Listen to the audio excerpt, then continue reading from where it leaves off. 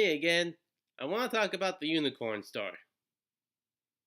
Never thought I'd say that sentence. So, the Unicorn Store is a film directed by Brie Larson, also starring her as well as co-starring Sam Jackson.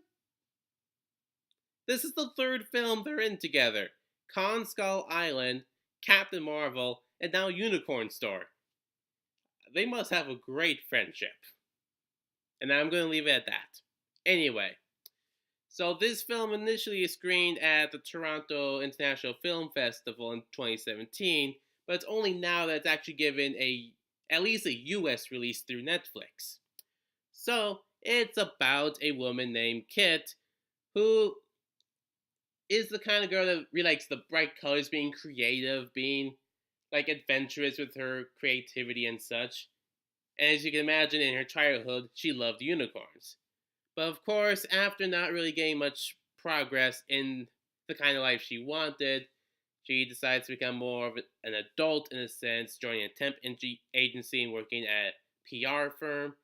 But then she gets an invite from this salesperson who's never given a name, played by Sam Jackson, who says that he can give her what she wants, what she needs: an actual unicorn.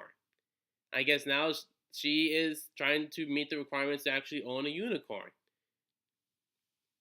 So this film, it obviously isn't going over that well in a sense, because there is an excess and sort of whimsy and such, and especially in the beginning, there is an inconsistency with tone a little bit. There are several scenes where, specifically with Sam Jackson's character, you could easily replace the music with something from a horror film and it'll just make even more sense what's going on. But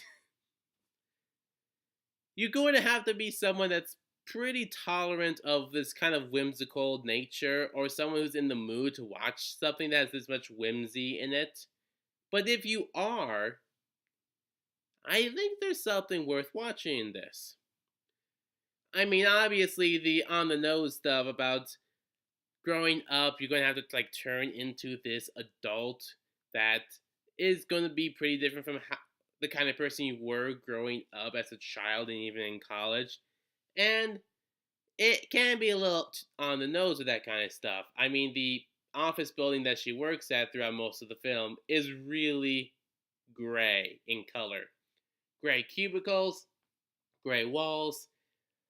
A lot of the suits that are being worn in the office, even by the female workers, are gray in color. I mean, oh, this is a little on nose and a little over the top, but sure.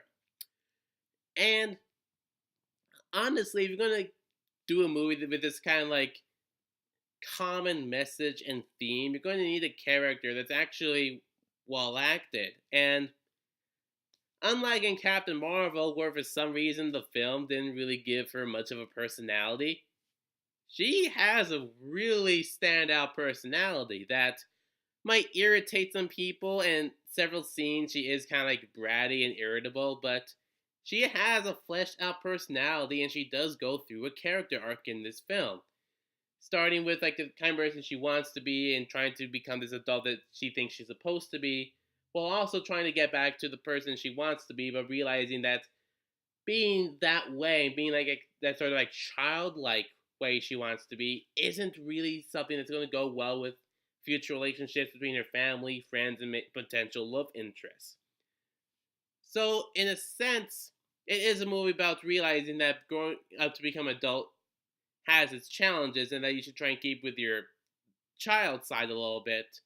But it's also showing you're going to need to find a balance between the two because, yeah, the unicorn is real, spoiler alert.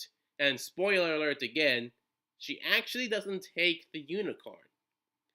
So it's her realizing that she's wanted this for a while and that she can still be the person that she kind of wants to be, but she also has to find a way to move forward to actually embrace the what the future lies ahead of her and to actually, you know, still be a little bit of an adult.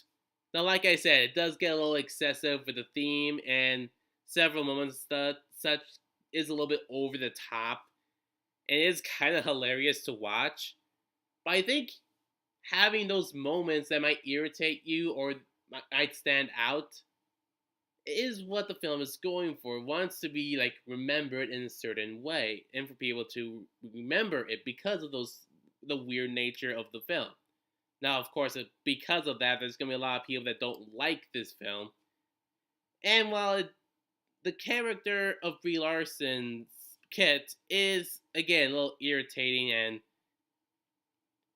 yeah, kind of annoying in certain scenes. Again, for that scene in question, that's the point of those scenes, and that she does go through an arc. So, and she has a lot more of a personality in this film than Captain Marvel. I know, right? How is this film giving Brie Larson a better chance to show her acting skills than Captain Marvel? This movie has more in common with Room than Captain Marvel, despite Sam Jackson being in it. So the point is, if you're someone that's even a little bit curious and that you can stand like sort of like over the top, on the nose, whimsy nature this movie clearly has, I think it's worth the watch. That's all I really have to say.